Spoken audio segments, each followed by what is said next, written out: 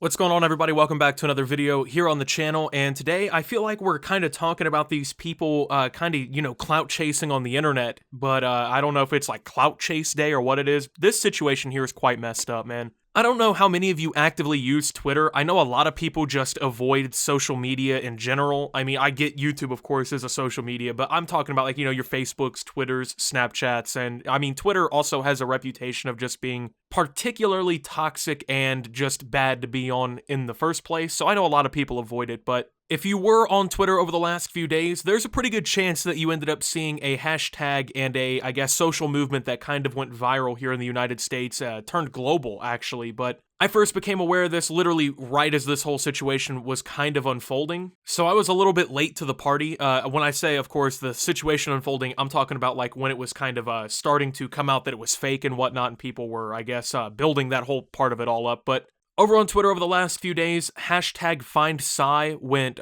extremely viral. It was pretty huge. I mean, I saw after all this came out and everything that this apparently was something that the Twitter community kind of jumped behind to try and promote to, I guess, right a situation that they thought was definitely wrong. And I mean, when you see something like this, of course, you probably want to do something, right? I mean, most people, they see a situation like this and they want to help in whatever ways possible. So I can't necessarily blame the people over on Twitter for this one, man, because in all reality, it's not their fault. If you're a kind person or whatever, you see something like this, I can understand why a lot of people would jump behind it. But man, the unfortunate reality is situations like this are clearly way too easy to fake. So this hashtag FindSai went viral over on Twitter and everything, and there was this story that was kind of spreading around very fast. You probably ended up seeing one of these images if you're aware of what I'm talking about. Sai is a young black trans femme, I believe is how you pronounce that, who is at an increased risk of facing violence and has been kidnapped and is in the Cincinnati, Ohio area. On their Instagram story, they posted a quick video in the dark and said, quote, tall, 40 to 50 Latino male, about 5'10",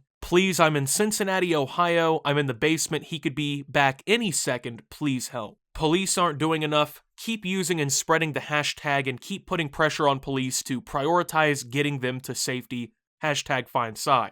And so this kind of blew up and everything. People were really worried and they wanted to make sure that this person was okay, which is reasonable, right? I mean, there was apparently a video that went around of this whole thing that kind of sparked it, right? Where this Sai said this stuff, this whole, tall 40 to 50 Latino male, 5'10", I'm in Cincinnati. I have yet to see the original video for this, but apparently the video started going around and that's how this whole thing really started.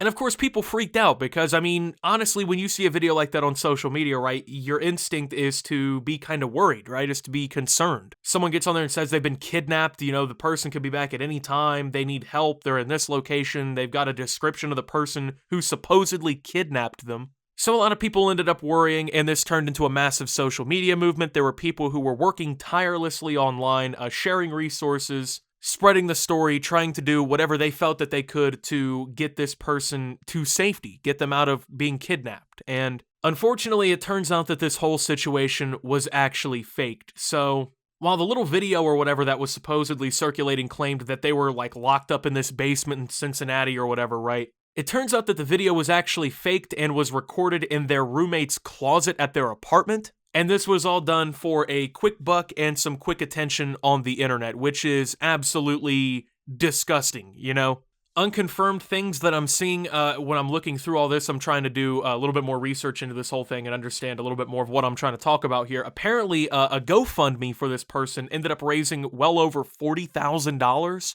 I can't really confirm that. That's what I've been hearing from people who are, I guess, involved in the situation, trying to, I guess, remedy it while it was kind of happening or whatever. And on top of that, apparently several close friends of this Sai person were also duped in this entire thing because I guess that they thought this situation was real. They were panicking. They were trying to figure it all out and everything too. And then it turns out that it was kind of faked for some quick attention and some money. So an account called @MarcelineFSteele over on Twitter recently tweeted out, which also went viral, that I am so fucking disappointed to inform y'all that this shit was all a fucking lie. I feel so betrayed. I had a fucking panic attack and got dragged all over Twitter trying to help find Sai to find out she planned this and recorded everything from her Ohio roommate's closet. Hashtag FindSai. Also providing a screenshot, which I'll now put up on the screen. Yeah, I feel you. And I appreciate the honesty. Thank you, I was worried sick. Yeah, have you talked to Toddy yet? Yeah, she just filled me in. Can't believe that this is happening. Okay, good, I'm sorry. I just felt bad, but I didn't want to contribute to her lying, you know? I just wanted to be her friend, but as a black trans woman, I can't support her doing this because there's so many people out there who actually need help. I feel like she had this all planned out from the beginning and she was just using me.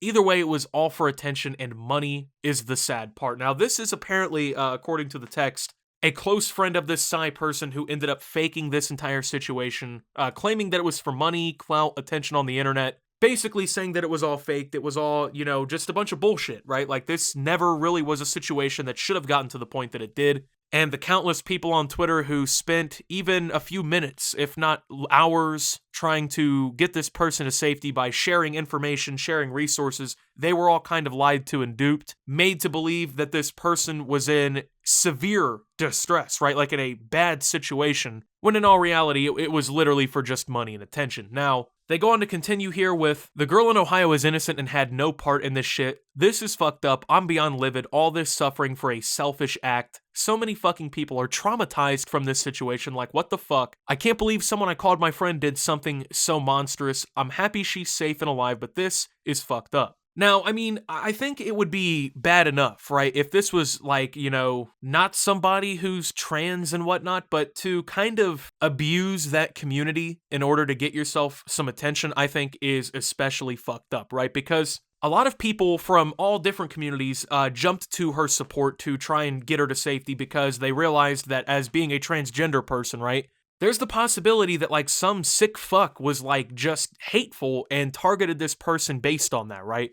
But then people in the transgender community especially were kind of on edge considering, you know, what they've gone through and everything like that, right? So to kind of use a community that already has had to deal with, like, enough struggling and enough shit in their time, right? To use a community like that and abuse them for clout and money, I think is especially fucking disgusting, right? Because whether you agree with the whole transgender thing or not, right, you gotta understand, like, there's been a lot of shit that's happened to these people. A lot of shit that they simply don't deserve, right? And then when you look at a situation like this and someone who pretty clearly realizes that, right, pretty, I think, understandingly in this situation, realized that they could use this community for this purpose or whatever, right, I think is especially fucking disgusting. So not only were countless people lied to and had their time wasted and whatnot, a lot of people who have endured personal trauma now had to relive someone else suffering through the internet just for it to turn out to be fake, right? So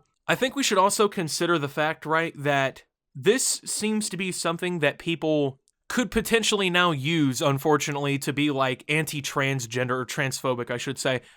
You know, this seems like a situation that people can use for things like that, right? Which is unfortunate because the transgender community, in all reality, had nothing to do with this, right? Like, sure, you know, a bunch of transgender people stood up to try and find this person and help them get to safety and whatnot, but it wasn't like the transgender community, like, you know, banded together in secrecy to do this, to scam the fucking cisgenders and the straight people and all this other stuff. This was just a situation in which someone who is, I don't know, I don't even know, like, are they actually transgender? Are they just saying that so they could, I guess, use the situation for more attention? I don't know the full story behind that part, but someone clearly using that community and making that community now look bad because they jump to their support and they carry that same title and whatnot, right? And I think that that's fucked up because people are going to look at this situation and they're going to be like, well, if this is how this person acts, that's how they're all going to act, which is fucked up and it's very stereotypical and whatnot, but the possibility for people to look at this and now become transphobic or like anti-transgender and things like that, you know, you're risking that possibility. So I can't understand, like, if this person really is trans, right, and this isn't part of the bullshit, how can you feel, like, morally justified in putting that kind of community in that kind of situation? Especially if you're supposedly a part of that community, right? Like, it just doesn't make sense to me, you know, because all these people come to your defense and everything, and that's kind of how you reward them, is by running off with a quick bag and leaving them looking stupid, right? Because they believed you and whatnot. Now, I mean, obviously, I don't really hold any blame towards these people because in the moment, they were doing the right thing, right? Somebody was supposedly in danger. They were trying to do what they could. I think in the moment, these people were doing the right thing, you know, sharing these resources across Twitter and whatnot, trending a hashtag, things like that. But man, I just can't imagine doing something like this, man. So the unfortunate circumstances of this whole thing have now led us, I think, to a pretty big realization, right? You gotta really have a hard time, unfortunately, believing things on the internet, right? I mean, you see a situation like this, and it's something that, of course, in the heat of the moment, I think it's best to believe that this person's in trouble, they actually need help, and to do whatever you can to get them help, than for them to cry wolf and it to be fake, than it would be for, say, to ignore the situation because you think that they're lying, and then it turns out they're really in trouble, and something fucking horrible happens. But I don't know, man. This is a messed up situation. The fact that somebody could do something like this for money, it doesn't surprise me, but it definitely is something that I can't align myself with. I really just hope that this doesn't bleed over into another situation in the future where someone legitimately needs help and people just don't believe them now because of something like this. But with that being said, thank you guys for watching. If you did enjoy, make sure to leave a like, subscribe if you're brand new around here on the channel, follow me over on Twitter and Twitch at @SubToOptimus. Make sure to check out Shop Opti down below. Thank you guys for being channel members. Your support helps my channel tremendously. And until my next video, guys, this is Optimus, not faking a kidnapping on social media, and signing out. You've seen cool stuff in your life before, but you've never seen cool shit like this. Introducing Horser.